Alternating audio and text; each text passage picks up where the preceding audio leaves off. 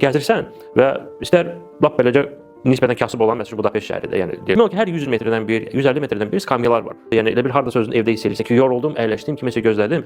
Mən bu gün Bakı şəhərində tək-tük bəlkə də bir parklar istisna olmaqla skamyalar görürəm ki, bu necə oldu ki, skamyalar mədəniyyəti Bakı şəhərinə niyə gəlmədi? Çox bəsit səslənir də, sadəcə olaraq skamyaka. Amma bu skamya o qədər sosial dəyişikliklərə aparır da, necə ki sən onu hiss elədin ki, yəni sadə bir şeydir, amma sənə çox mehriban gəlir və qayğıkeşlik yaranır. Təsəvvür elə o skamyakalarla sən müxtəlif ssenariləri fikirləşsən, insanın dincəlməsi üçün qrupda, nə bilim, hansısa cütlüklər üçün və yaxud böyük bir qrup dostlar və yaxud ailə üçün və s. Amma bizim mədəniyyətdə bu əvvəlcədən yoxdur.